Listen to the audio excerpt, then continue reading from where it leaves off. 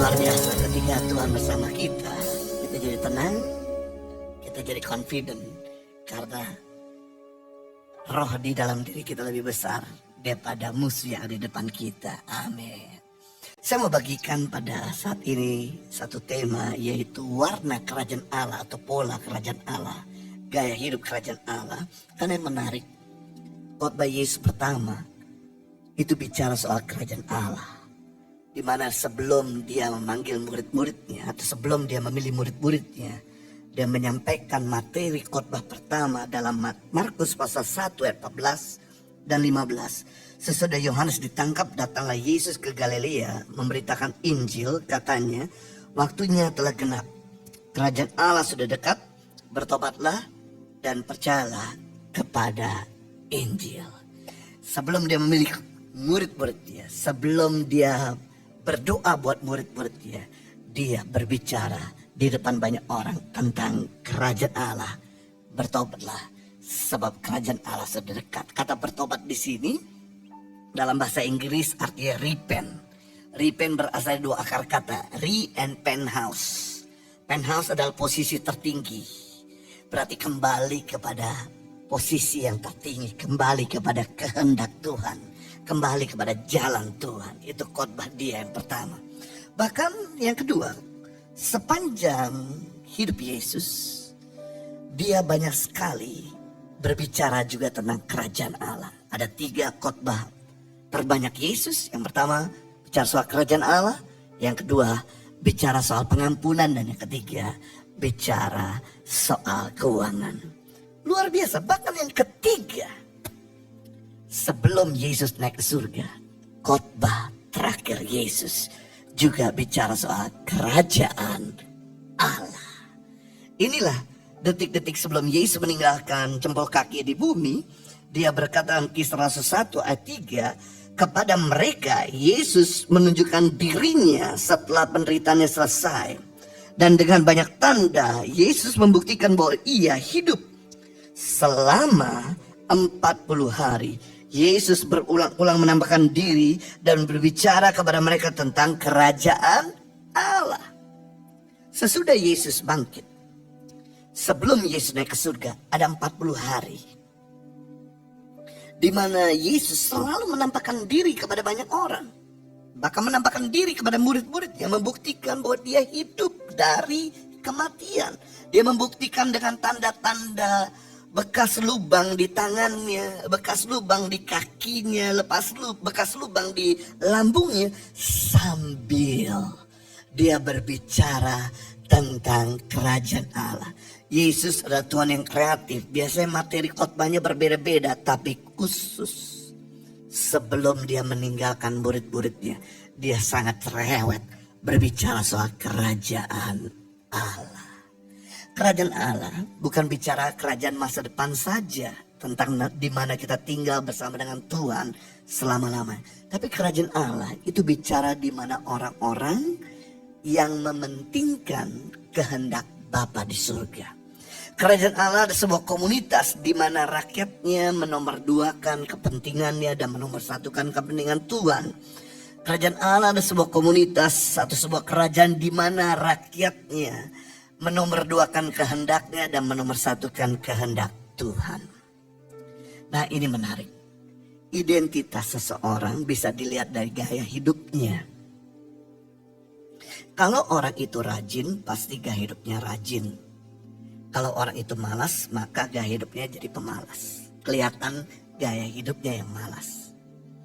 Dan kita bisa melihat sebuah negara dari rakyat yang tinggal di dalamnya. Dari pola hidup rakyat yang tinggal di dalamnya. Sebagai contoh, kalau kita mendengar negara Singapura, pasti yang ada di benak pikiran kita ada negara yang rapi, yang teratur, yang tertib, yang sangat bersih, sejahtera. Sebaliknya kalau kita pergi ke negara mungkin di Amerika Latin, seperti di Kolombia, pasti kita akan punya pemikiran negara itu adalah negara yang berbahaya, tidak aman, kurang teratur. Nah, kalau Anda mengerti kerajaan Allah, bicara kerajaan di mana orang-orangnya pasti mengikuti kehendak Tuhan. Rapi, tertata, bersih, berintegritas. Nah, itu sebabnya saya mau bagikan ada 3 warna daripada kerajaan Allah. 3 pola atau habit daripada kerajaan Allah. Yang pertama, warna daripada kerajaan Allah itu rendah hati. Karena Tuhan sendiri adalah Tuhan yang rendah hati. Di mana Lucifer atau iblis menyombongkan diri 5 level ke atas. Aku ingin menyamai maha tinggi. Aku ingin berkuasa. Aku ingin disembah. Aku ingin memiliki segala-galanya. Tapi Yesus justru melawan dengan roh yang berlawanan. Dengan dia merendahkan diri. Dia yang adalah Tuhan. Kemudian merendahkan diri menjadi manusia. Dari manusia merendahkan diri jadi hamba. Dari hamba taat, setia sampai mati di atas kayu salib. Itu warna daripada Tuhan kita yang sangat low profile. Dia lahir, dia tidak mengambil jalan yang populer, tapi lahir di kandang domba. Tinggal di atas parungan, tempat biasanya hewan makan. Kalau Yesus tinggal di istana, hanya cuma orang-orang yang berduit, orang-orang yang berdarah biru yang bisa berjumpa sama Yesus. Tapi karena dia lahir di kandang domba, maka orang Majus, orang pintar, orang miskin seperti para gembala pun bisa berjumpa sama Tuhan. Kalau Tuhan itu adalah Tuhan yang eksklusif, kita yang berdosa gak mungkin bisa datang sama Tuhan. Itulah kerendahan hati. Orang rendah hati bisa dijangkau sama semua orang. Orang yang sombong gak bisa dijangkau banyak orang. Matius pasal 5 ayat 3 dalam firman Allah yang hidup berkata, berbahagialah orang yang rendah hati, karena kerajaan surga diberikan kepada mereka. Wow, kata berbahagia di sini dalam bahasa aslinya makarios, yang artinya kebahagiaan begitu besar. Jadi rupanya ada 2 keuntungan orang rendah hati. Yang pertama, dia pasti bahagia. Orang rendah hati gak usah cari-cari kebahagiaan, dia pasti memperoleh bahagia. Sekalipun gak banyak uang, sekalipun banyak problem, pasti hatinya melekat dengan sukacita. Sebaliknya orang yang sombong, sekalipun dia berlimpah-limpah dengan harta, sekalipun dia memiliki pendidikan yang tinggi, sekalipun dia bisa beli apa aja, pasti hidupnya gak bahagia. Firman Tuhan katakan, hanya orang rendah hati yang memperoleh kebahagiaan. Orang sombong, orang yang gak mau diberitahu, sulit mendapatkan kebahagiaan. Keuntungan yang kedua kalau kita rendah hati, yaitu kita empunya kerajaan surga. Kerajaan surga terdiri dari 2, kerajaan kekal dan kerajaan yang besar. Jadi kalau Anda mau dipercayakan perkara besar, rendah hati. Orang sombong gak akan dipercayakan perkara besar, perkara yang kecil. Orang sombong akan direndahkan, tapi orang rendah hati ditinggikan. Dan kerajaan surga terdiri kerajaan yang kekal. Jadi kalau bisnis mau langgeng, rumah tangga mau langgeng, pelayanan mau langgeng, kesehatan mau langgeng, rendah hati. Orang sombong tuh gak ada yang langgeng. Bisnisnya gak langgeng, rumah tangganya gak langgeng, kesehatan gak langgeng. Nah, cara untuk kita bisa tetap rendah hati, simpel sederhana. Yesus mengajarkan, aku datang bukan untuk dilayani, melainkan untuk melayani.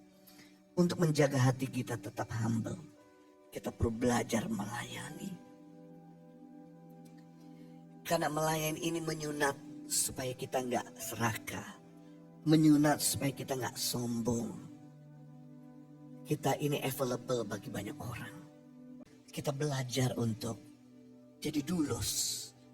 Dulos itu adalah seorang hamba yang melakukan apa yang menjadi kesenangan bagi tuannya.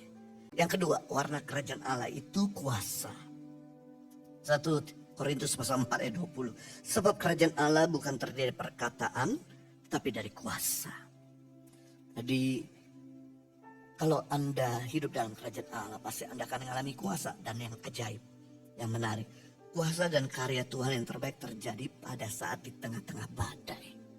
Makanya kita jangan alergi sama badai, sama masalah. Tapi kita rangkullah badai itu. Karena itulah yang men-trigger kuasa Tuhan terjadi. Sebagai contoh, pada waktu Matius pasal 8 ayat 23 sampai 27, di mana Yesus sedang tertidur dan murid-murid di atas kapal dalam keadaan tenang, tiba-tiba ada angin sakal, angin ribut.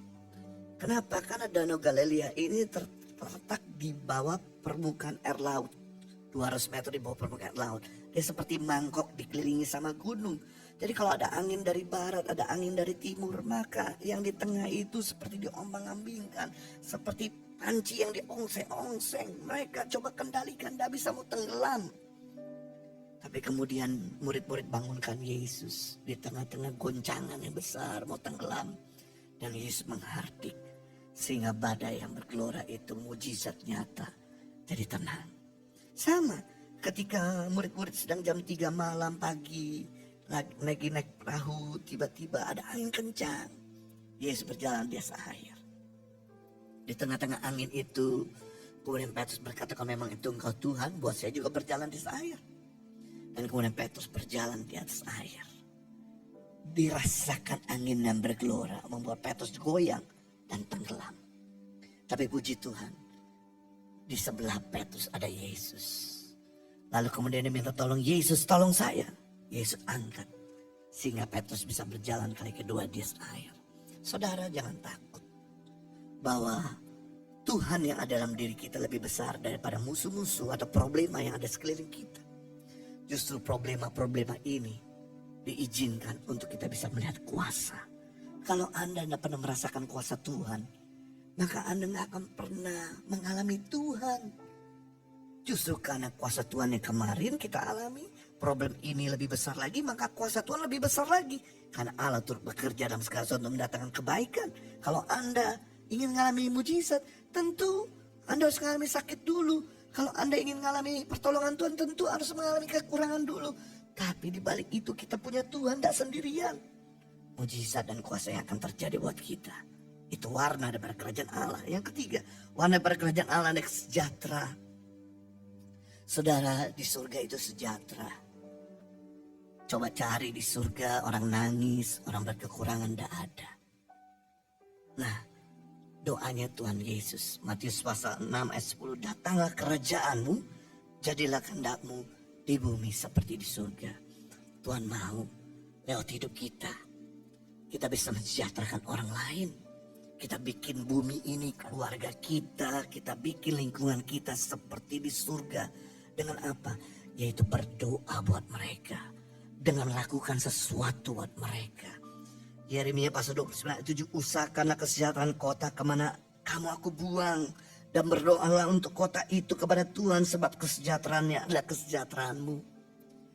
Jadi kalau kita nggak berdoa dan mensejahterakan mereka, justru yang terjadi adalah kita akan tinggal dalam keadaan yang tidak nyaman. Kenapa lingkungan kita ini mengganggu? Karena kita tidak mikirin mereka. Coba kalau perut mereka kenyang, coba kalau mereka dikasih pendidikan, coba kalau mereka punya lapangan kerja, mereka nggak akan ganggu kita. Nah, itu sebabnya saya rindu sebagai warga kerajaan Allah untuk kita mulai berdoa syafaat buat orang-orang yang berkekurangan, membutuhkan, yang sakit, agar mereka mengalami mujizat Tuhan. Dan kemudian kita bisa lakukan sesuatu, memberikan pertolongan, sehingga kesejahteraan boleh hadir di tempat di mana kita berada. Itulah disebut dengan warna kerajaan Allah.